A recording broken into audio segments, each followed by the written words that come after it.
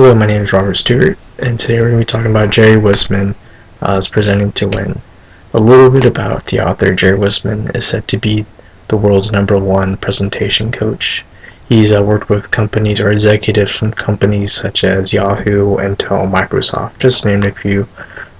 He has an educational background in drama and speech, obtaining both master's degree from Stanford University.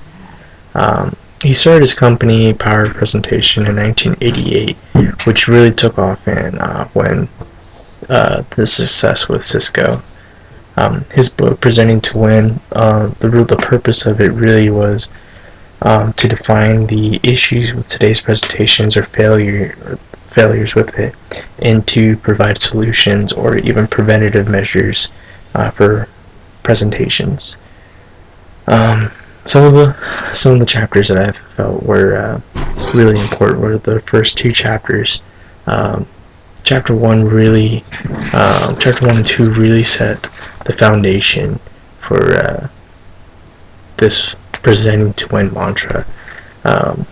Chapter 1 discusses these 5 cardinal sins being no clear point, no audience benefit, no clear flow, too detailed and too long. These sins being, if any one of them are committed, that your presentation is ultimately doomed. Also, along with that was this idea of audience advocacy that we should all try to master. That Wissman defines that as learning to view yourself and your presentation through the eyes of the audience.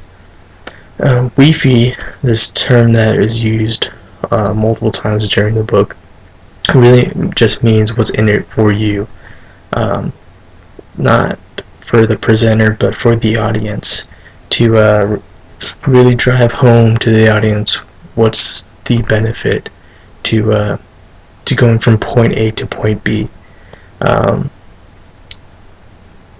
He quotes that it seems simplistic to just blatantly tell them, hey, this is the benefit of the presentation.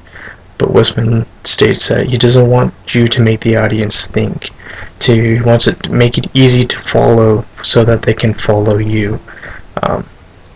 Again, these two chapters I felt were just the foundation for the rest of it, to know what not to do, know what to do. And with that, also chapter 3 provides a section there about knowing one's audience. Now, with different audiences, there should be different approaches, just like anything else. And Wissman provides these 3 matrix. The first one being to identify who is your audience going to be, what roles do they play. Are they executives? Are they middlemen? Are they actually mail clerks? Because that is going to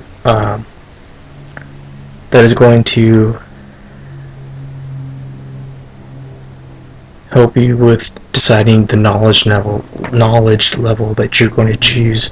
You're not going to speak layman's turn to an executive or vice versa. You're going to bring it down to that individual level so they can make the transition from point A to B a lot easier. And the third aspect is WIFI, of course. Without knowing who you're speaking to and how you should be speaking to them, how can you show this benefit for them? And the third thing that the book describes is to capture one's audience, which is a huge obstacle for many people. I know it's an obstacle for me. I feel that sometimes I can study the material and know it, but sometimes it don't get people's attention. And this is really one of those things of you want your audience to listen to you, not just hear you.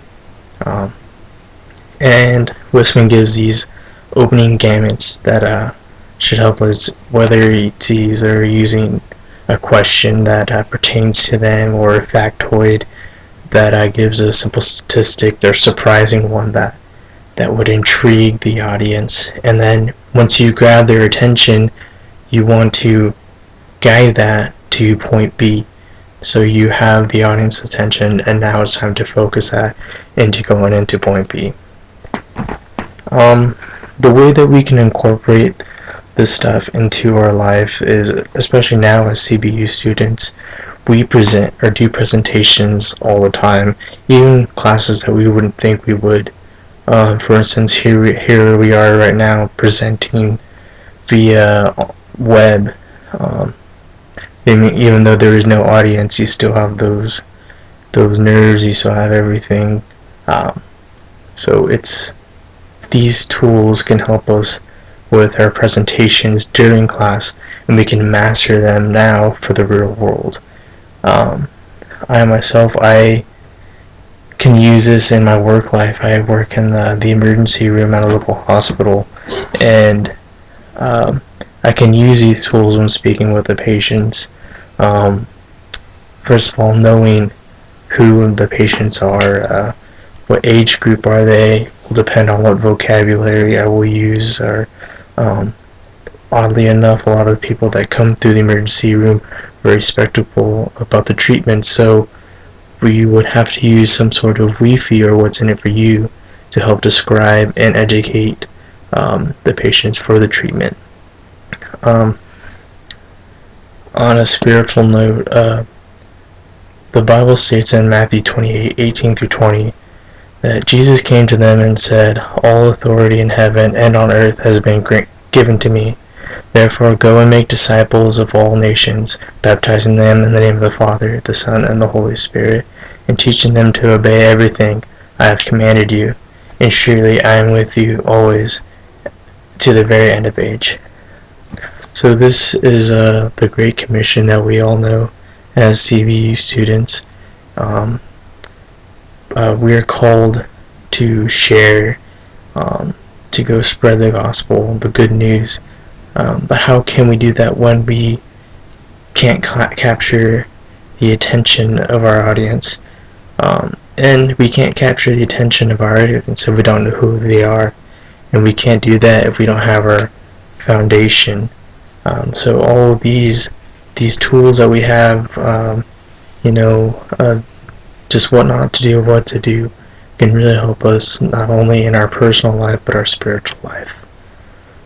Thank you again for listening to my presentation, and have a good day. God bless.